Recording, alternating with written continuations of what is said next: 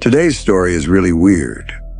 It's like a cross between a documented medical mystery and something supernatural, even if you don't believe in that kind of thing.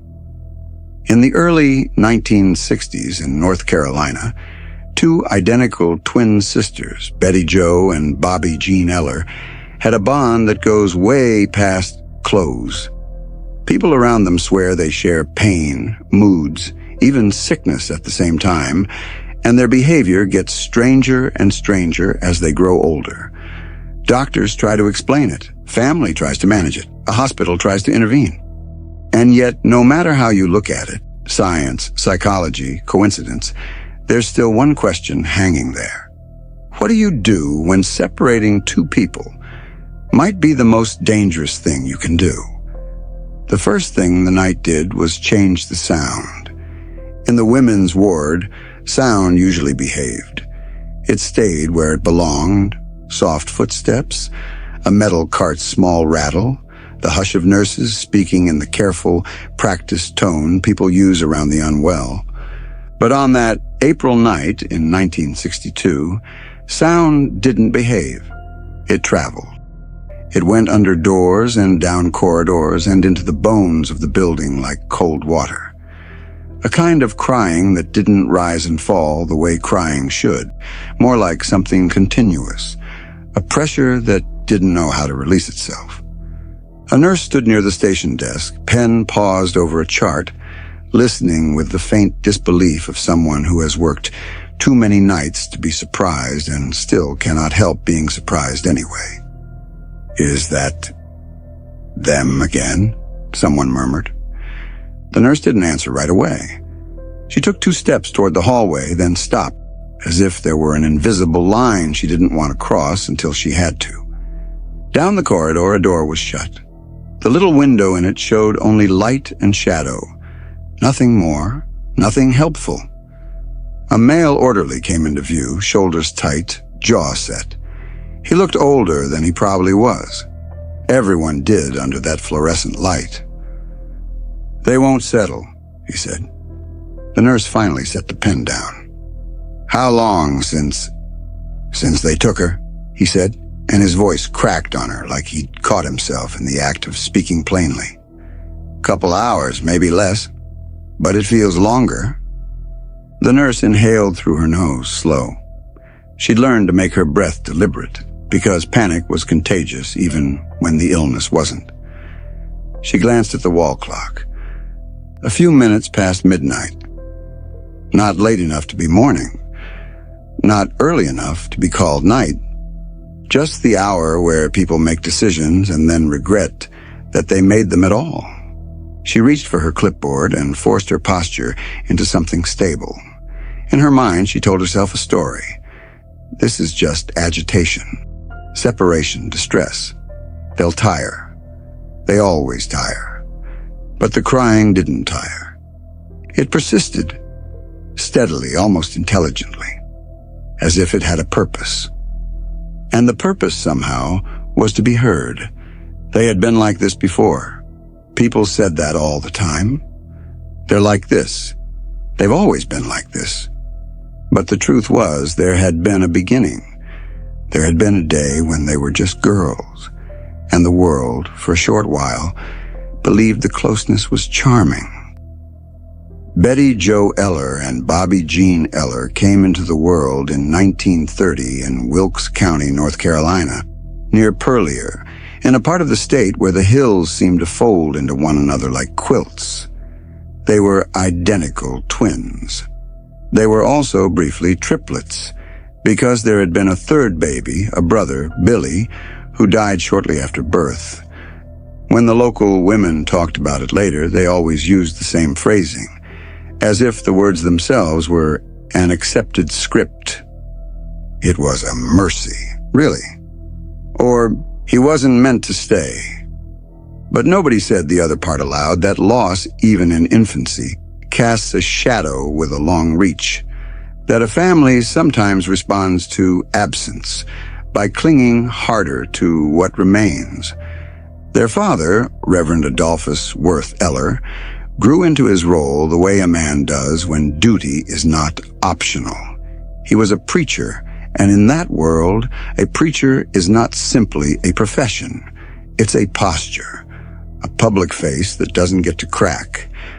Their mother, Ethel Elnora Wells Eller, had a quieter strength, practical, watchful, the kind that held a home together in small daily decisions. What to cook, how to stretch flour, when to speak, and when to let silence do the work. The girls grew in that house like two branches from the same limb. If one laughed, the other seemed to catch the laughter even before she understood the joke. If one fell sick, the other would complain of the same ache. Neighbors swore it happened with tooth pain, the same tooth, they'd say, with a shiver that was half admiration, half unease. At first, people treated it as a novelty. Well, women would say at church, you don't see that every day. And Adolphus would smile the polite smile of a man who could not afford superstition. The Lord makes us how he pleases. But even early on, there were hints that it wasn't simply closeness.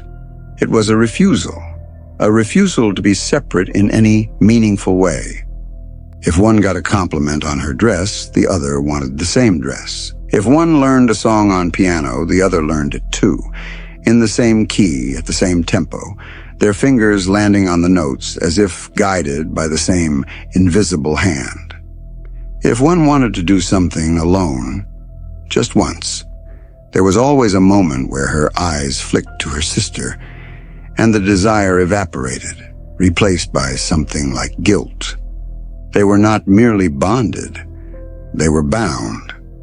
By the time they were young women, the world began to demand a different kind of life from them. The family wasn't wealthy. The hills were beautiful, but beauty doesn't pay for shoes or medicine. Girls their age went to work, or married, or both. And so in 1951, when they were 21, Adolphus drove them to Winston-Salem. He carried a cardboard box up the steps of a boarding house, his boots scuffing wood polished by 1,000 other families' departures. The city felt louder than home. The air smelled different, more smoke, more oil, less soil. Inside the room, the twins would share. Betty Jo and Bobbie Jean were already unpacking like synchronized dancers, one folding dresses while the other arranged toiletries, both stopping at the same moment to tilt their heads at a small stain on the wall, as if they were sharing the same thought without speaking it. Adolphus set the box down. "Now," he said, forcing a lightness he didn't fully feel, "you sure this is what you want?" The girls turned toward him at the same time, and the sight made his chest ache with an emotion he couldn't name neatly. Pride, yes, but also something like dread. "Yes, Daddy," Betty Jo said. Bobbie Jean nodded. "We're ready." For a moment, he was struck by how identical their voices could sound when they weren't trying to distinguish themselves. He wondered, not for the first time, if they even knew how. "You'll write your mother," he said, because it was safer to talk about letters than what he was truly thinking. "We will," Bobbie Jean said. "And you'll mind the rules here." "Yes," they said together. He tried to laugh. "Lord help the men who try to court you. I won't be able to tell which one I'm threatening." Betty Jo smiled, quick, bright. "You'll know." "How?" "Because we'll tell you," she said. And for just a second, the humor felt almost normal. He stood there while they continued unpacking, and he felt the strange peace of knowing that even if he was leaving them in the city, he was not leaving them alone. They had each other, whatever that meant. They took jobs at a cigarette factory in town, steady work in a place where the rhythm of days could be measured by whistles and shifts. It was not glamorous, but it was independence. And for a while, it looked like independence might do what their parents had quietly hoped for. stretch the bond into something healthier, something that allowed air.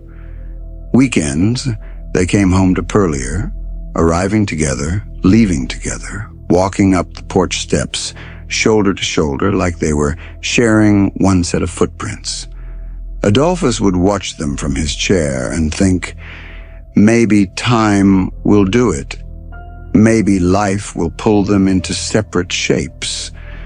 And then, one weekend, the door knocked and only one daughter stood there. It was Bobbie Jean. Adolphus opened the door smiling, already reaching to hug both girls, then stopped mid-motion. "Where's Betty Jo?" he asked, looking past her to the car, to the road, to the empty yard. Bobbie Jean's face looked wrong. Not sick, not injured, just dim, as if the light behind her eyes had been turned down. "She's not coming," Bobbie Jean said. Adolphus frowned. "Not coming? Why?" Bobbie Jean shifted the small suitcase in her hand. She looked at him, then looked down as if eye contact required strength she didn't have. "I quit," she said. "Quit?" he repeated, as if the word didn't belong here. "I hated it," she said. "I hated the factory." Adolphus's wife came to stand beside him, wiping her hands on her apron, face tightening with worry. "What do you mean you hated it?" Ethel asked gently. Bobbie Jean shook her head once. "I'm home now." "And Betty Jo?" Adolphus pressed. "She's staying," Bobbie Jean said. "She likes it. She's fine."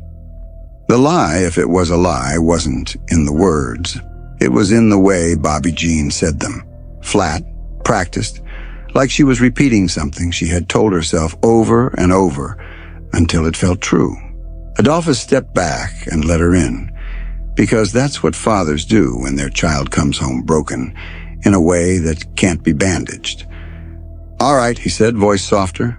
"All right. Come in. Eat with us. We'll talk." Bobbie Jean glanced toward the stairs. "I'm not hungry." And before they could argue, before they could coax or plead, she went upstairs, shut her bedroom door, and did not come down again that night. The house changed its habits around her silence. At first, Adolphus treated it like a spell that would pass. He knocked lightly. "Bobbie Jean," he'd say. "Supper's ready." No response. Ethel would place a plate outside the door like an offering. Sometimes the plate came back empty. Sometimes it sat untouched until the food went cold and stiff. Weeks turned into months. Bobbie Jean rarely left her room. She stopped seeing friends. She stopped doing the small things that make a person feel like a person. Hair brushed, dress chosen, voice used. Adolphus would stand at the bottom of the stairs looking up, listening to the quiet, feeling useless. He had preached sermons about despair and faith, about redemption and endurance. None of it helped him understand his own child behind that door. Then on weekends, when Betty Jo came home, something uncanny happened. The house would be still and tense, and then the front door would open, and Betty Jo would call out, "Daddy?" And upstairs, the bedroom door would open. Bobbie Jean would appear on the landing like a ghost returning to her body. She'd smile, she'd talk. She'd come down for dinner and sit shoulder to shoulder with her sister, eating, laughing, even humming little fragments of songs the way she used to. Adolphus watched it with the stunned relief of a man who finds a lost item and realizes it was never truly gone, just hidden. And then Betty Jo would leave Sunday afternoon, waving from the car. The moment the car disappeared down the road, Bobbie Jean would climb the stairs, step back into her room, close the door, and vanish again. It was as if Betty Jo didn't simply visit. It animated her. Adolphus began to fear a thought he didn't want to speak, that Bobbie Jean wasn't simply depressed or tired or heartbroken, that she was incomplete without her sister. 2 years into this strange arrangement, Betty Jo came home one Friday and announced she'd quit too. Adolphus felt a flash of relief so sharp it almost made him ashamed. Now they'll be together. Now Bobbie Jean will come back for good. But the relief didn't last, because what happened next wasn't the return of the old twins. It was the birth of something worse. The girls retreated into Bobbie Jean's bedroom together. They slept in the same bed. They walked through the house, touching shoulders, hips brushing like magnets held too close. They used the bathroom together. They stood in the kitchen together, refusing food together. And when Adolphus knocked on the bedroom door to call them down to eat, the door would open a crack and two identical faces would appear in the gap, eyes wide, too watchful. "Dinner's on the table," he'd say. "We're not hungry," they'd answer. Perfect unison, perfect timing. Then the door would close. At first, Adolphus told himself it was stubbornness, or a phase, or some strange protest they'd invented between them. Then he saw their bodies thinning, their cheeks hollowing, their wrists looking fragile in a way that made him flinch. Ethel cried in the kitchen when she thought Adolphus wasn't watching. He pretended not to see because if he acknowledged her tears, he'd have to admit he felt them too. Finally, they took the girls to a psychiatrist. The office smelled like paper and antiseptic. The doctor spoke politely, professionally. He asked questions. The girls answered in short phrases, sometimes together, sometimes not at all. Their eyes kept flicking toward each other as if checking for permission. When the doctor asked Bobbie Jean how she felt, she didn't look at him. She looked at Betty Jo. When he asked Betty Jo why she wouldn't eat, she tilted her head slightly, listening to something no one else could hear. The diagnosis came quickly: schizophrenia. It was said in a tone that made it sound like a name on a file, but it landed in Adolphus's chest like a stone. The doctor prescribed medication. He spoke of treatment and management and improvement. Adolphus clung to the idea like a life raft. We have a name for it. That means we can fight it. But the medication didn't restore what had been lost. If anything, it sharpened the edges of the girls' fear. They seemed more suspicious of everyone who wasn't each other. They withdrew deeper into their shared orbit, as if the rest of the world had become hostile territory. Adolphus began to understand that love alone, no matter how steady, could not solve this. He needed help larger than a farmhouse and a father's patience. In early 1961, when the twins were 30, Adolphus had them committed to Broughton Hospital in Morganton. It was not a decision he made lightly. It was the kind of decision that stains a man's conscience, even when it's the right one. The hospital was a long way from Purlieu, and it felt like another world. Wide corridors, locked doors, bright lights that never fully went dark. A nurse took their belongings and wrote down each item like it mattered.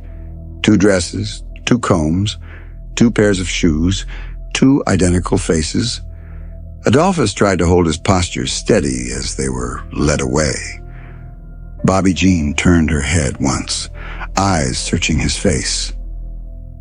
"Daddy?" she said quietly. "Yes, baby," he answered immediately, stepping forward. She hesitated. Her gaze flicked toward Betty Jo, then back to him. "Don't," she started, and stopped. "Don't what?" he asked, heart tightening. She swallowed. "Don't leave her." Before he could reply, the orderly guided them through the doorway. Adolphus stood there in the hallway for a moment longer than he should have, staring at the closed door like it was a verdict. On the drive home, Ethel stared out the window and said nothing. Silence, in that car, felt like blame. At Broughton, the twins gained weight. They ate because they were made to eat. They slept because schedules and medication and fatigue forced sleep. Staff allowed them to stay in the same room at first. It seemed kinder. It seemed safer. It seemed necessary. When Adolphus visited, he saw something like the daughters he remembered. Less frail, less frantic. Their speech steadied. Their posture softened. One afternoon, Betty Jo even joked with him. "Daddy," she said, tapping the table with a finger, "you keep looking at us like you're checking we're real." "I am," he admitted. Bobbie Jean smiled faintly. "We're real." It sounded like reassurance. It also sounded like a plea. When the doctor said they could be discharged, Adolphus felt gratitude so fierce he wanted to fall to his knees in the parking lot and pray until his voice gave out. They brought the girls home. Within days, the bedroom door shut again. Meals were refused again. The old pattern returned like an illness that had been waiting patiently for its moment. So they went back, and again they improved inside the hospital. And again they unraveled at home, in and out, week after week, month after month, a revolving door of hope and collapse. Eventually, staff began to talk about the bond itself, not as comfort, but as possible cause. Some said one sister dominated the other. Some said their shared delusion fed itself like a fire with two sources of oxygen. Adolphus listened to these conversations in the stiff chairs of hospital offices, hands clasped tightly in his lap, trying not to show how much it hurt to hear his daughters discussed like a problem to be solved. A doctor leaned forward once and said carefully, "Mr. Eller, we may need to try something different." Adolphus's throat tightened. "What different?" The doctor's eyes flicked toward a file folder, back to Adolphus. "Separation." The word landed in the room like a dropped tool. Ethel made a sound, small, involuntary, like pain escaping. Adolphus stared at the doctor. "You mean, keep them apart?" "For a time," the doctor said, "to see if the dependency is worsening the condition." Adolphus thought of Bobbie Jean upstairs, coming alive only when Betty Jo returned. He thought of the bedroom door, the unison replies, the thin wrists. He thought of every sermon he'd ever preached about letting go. His hands tightened together until his knuckles whitened. "If you do that," he said, voice low, "you better be sure you can handle what happens." The doctor didn't answer immediately. That, more than anything, should have warned him.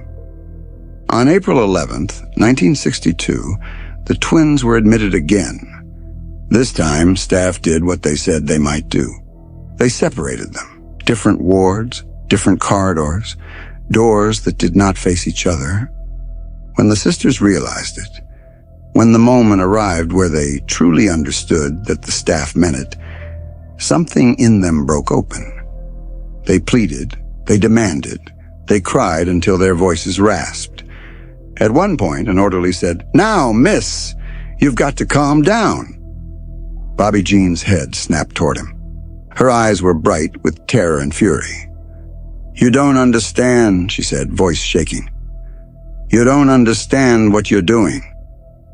The orderly glanced at the nurse, uncertainty flashing across his face, like he suddenly didn't feel qualified for any of this. "We're trying to help you," the nurse said softer. Betty Jo's voice came out strangled. "Help us by keeping us together." "We can't," the nurse said, and even she sounded like she didn't fully believe her own words. When the doors finally closed, the hospital tried to return to routine. Charts, rounds, medication. But the crying, God, the crying, didn't stop. It carried through the building like a warning. Later, after midnight, Adolphus's home phone rang. He woke in the dark with his heart already racing. Ethel sat up beside him, hair loose, face pale. "Who would call?" she whispered. Adolphus reached for the receiver. His hand shook slightly. "Hello?" A man spoke on the other end, controlled but strained, as if he were holding something down in his voice with both hands. "Mr. Eller, this is Broughton Hospital." Adolphus sat up straighter. "Yes?" "I need you to come in," the man said. The words were simple. The tone was not. Adolphus's throat tightened. "Is it one of my girls?" A pause. "Please come in," the man repeated. "As soon as you can." Ethel's hand gripped Adolphus's forearm hard enough to hurt. Adolphus looked at the wall, seeing nothing, understanding too much, and not enough. "What happened?" he asked, and his voice cracked. "We'll speak to you here," the man said, and then, very softly, "I'm sorry." The line went dead. For a long moment, Adolphus sat there with the receiver still pressed to his ear, listening to the dial tone like it might change into an answer. Ethel whispered, "Adolphus, what do we do?" He set the receiver down slowly. His voice, when it came, sounded older. "We drive." They drove through the hills toward Morganton in the cold, dark hours where the world feels unfinished. Headlights swept over empty roads, bare trees, the occasional farmhouse asleep behind black windows. Adolphus gripped the steering wheel until his wrists ached. Ethel prayed under her breath, quiet enough that it didn't feel like performance, just need. When they reached Broughton, the building looked the same as it always did, large, bright, institutional. But something about the air felt different, not louder, not more frantic, worse, quieter. A nurse met them at the front. "Mr. and Mrs. Eller?" she asked, and her voice was too gentle, too careful. Adolphus nodded. She led them down a corridor. Her shoes squeaked faintly on the floor. The sound seemed indecently normal. Adolphus spoke once, his voice strained. "Where are they?" The nurse didn't answer right away. Then, "We'll take you to a doctor." Adolphus stopped walking. "No," he said, and the word came out like a command he hadn't used in years. "You tell me where my daughters are." The nurse's eyes flicked downward, back up. She swallowed. And in that moment, Adolphus understood something he wished he didn't. He didn't have to hear the words yet. He could already feel them. They were found in their beds in separate wards, within a short window of time, both lying on their sides, still as if sleep had simply become permanent. The sisters were 31. Their death certificates would later record a cause of death described as ill-defined and unknown, a phrase as cold and insufficient as the mystery itself. Staff searched for obvious explanations. There were no visible injuries, no clear signs of violence, no simple answer that could be pointed to with relief. The Burke County coroner at the time, Dr. John C. Reese, spoke to reporters in the days after, acknowledging the strangeness and even raising the possibility, among many, that the twins might have willed themselves to die, while also noting more ordinary possibilities like drug reactions. People naturally leaned toward the explanation that fit their own worldview. Some heard the story and said, it was the medication. Some said it was shock. Some said in hushed voices, they couldn't live apart. And some, because humans are human, whispered words like supernatural, as if naming the fear could contain it. There was one detail staff noticed, an angle in the way the bodies rested, not perfectly aligned with the bed as most sleepers lie. Later retellings would describe it like this. If you imagine the walls removed, the sisters' positions could be interpreted as though they were oriented toward each other, trying, even at the end, to close the distance that had finally been forced between them. Adolphus stood in a hospital hallway and listened as a doctor explained what they could not explain. Ethel made a sound that was not a word. Adolphus felt his own body go strangely numb.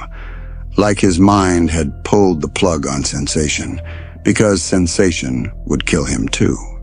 He heard himself ask faintly, "So you're saying you don't know why?" The doctor's mouth tightened. "We don't have a demonstrable cause," he said. "We have theories. We have possibilities, but no certainty." Adolphus stared at the man. In his chest, something opened, an emptiness too large to be filled with faith or fury. "You separated them," Adolphus said, voice quiet. The doctor flinched just slightly. "We believed." "You believed," Adolphus repeated, and the words came out like gravel. Ethel reached for her husband's hand. He didn't pull away, but his fingers didn't fully close around hers either. He was still somewhere else, somewhere between disbelief and devastation. The sisters were buried back home in Wilkes County, names carved into stone, dates that felt too short. Life in a rural place has a brutal way of continuing. The fields still needed tending. The church still met. Seasons still turned. But for the Eller family, nothing turned cleanly again. Because grief with an explanation is heavy but stable. You can carry it, learn its weight, build a life around it. Grief without an explanation is different. It doesn't settle. It revisits. It wakes you in the night with the same question asked in a new tone. Why? Adolphus kept preaching, because that was what he knew how to do. People watched him with careful sympathy, as if they were waiting for his voice to crack. Sometimes it did, and sometimes, quietly, when Ethel thought he was asleep, he would whisper the girls' names as if trying to call them back through whatever distance had taken them. The story traveled far beyond Wilkes County. It appeared in newspapers. It was repeated on porches and in break rooms, and later, decades later, on radio shows and in podcasts and online corners, where mysteries gather like moths. It became one of those cases that never fully dies, because it never fully resolves. People point to the bond. They point to the diagnosis. They point to the separation. They point to the timing. They point to the phrase on the certificate, ill-defined and unknown, and they shudder at the idea that a person can simply stop without leaving behind a reason. And in the end, the most unsettling part is not any paranormal suggestion. It's the moral shape of the story. Two sisters who built their entire lives around sameness, around unity, around never letting the world force them into separate selves. A hospital that finally tried to create separation for their own good. A father who warned them quietly that they might not be able to handle what would happen. And then the night that proved how dangerous it can be to test the limits of a human bond you don't understand. Because the unresolved residue remains even now. If the girls died of something physical, an undetected reaction, a hidden medical cause, then the timing was an awful coincidence that looks like meaning. But if the timing wasn't coincidence, if the bond truly had power beyond psychology, then the most human thing about them might also have been the most fatal, that they did not know how to live as two separate people. And when the world finally forced the separation, their bodies, in some final quiet act, followed the only rule they had ever trusted: together or not at all. This was Midnight Horror Society, dark curiosity for sleep. Until your next midnight session, sleep well.